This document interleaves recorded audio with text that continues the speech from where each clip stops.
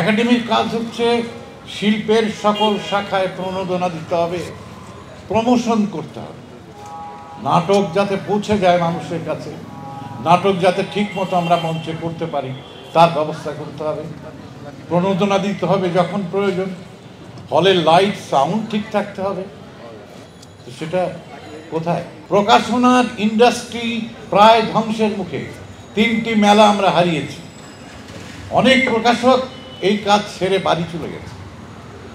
আমাদের নাটকের ছেলেরা অনেকে গ্রামে চলে গেছে, নাটক ছেড়ে দিয়েছে। এই খোঁজ খবর কে করবে? কাকে কাকে কাকে আমরা তার জন্য নিযুক্ত করেছি, লক্ষ লক্ষ টাকা দিয়ে বেতন করে রাখছি আমরা? যে শিল্পকলা একাডেমিকে একটা সত্যিকার অর্থে একটা একাডেমিতে পরিণত করে, একাডেমি দ্য ফ্রান্স। এই শিল্পের ক্ষেত্রে কত প্রণোদনা দেওয়া দরকার সেটা একটু ব্যবস্থা করে। আর সবচেয়ে দুঃখজনক যে সব মন্ত্রণালয়, সব সরকারিভাবে, বিশেষ করে এই সংস্কৃতি মন্ত্রণালয়ের লোকগুলো, যারা আগেও ছিল এখনও আছে, আমাদের আসাদুজ্জামান নূরও ছিলেন, তিনিও ভাবতেন যে কিছু খয়রাতি দেব, 5,000, 10,000, 20,000 টাকা, 60,000 টাকা ঢাকা থিয়েটার আরণ্য থিয়েটারকে আমি দয়া করব। দয়া কে চেয়েছি? কার টাকা দিচ্ছ তুমি?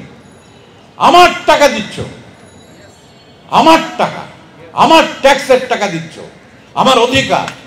প্রণোদনা পাওয়া আমার অধিকার, আমার অনুদান পাওয়া আমার অধিকার, এগুলো অধিকার।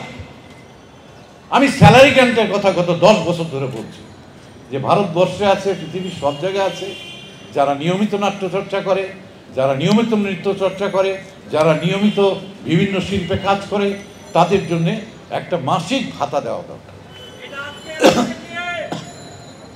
10 বছর আগে বলেছি, এবং সেটা নিয়ে ষড়যন্ত্র হয়েছে। আমাদের দেশের একজন বিখ্যাত লেখক বলেছে যে মুক্তিযুদ্ধ যদি বিনা পয়সায় হতে পারে তাহলে থিয়েটার কেন হবে না? উনি জীবনে একটি লাইন লেখেননি টাকা ছাড়া। যিনি এই কথা বলেছেন, তিনি জীবনে একটি লাইন লেখেননি টাকা ছাড়া। অথচ আমি দিনের পর দিন, আমার 50 বছর আমাদের অনেকেরই অতিক্রম হয়ে গেল, একটি পয়সা আমি অভিনয় করে নেওয়া, সেটা কি আমার জন্য পাপ? সেটা কি আমার অধিকার নয়?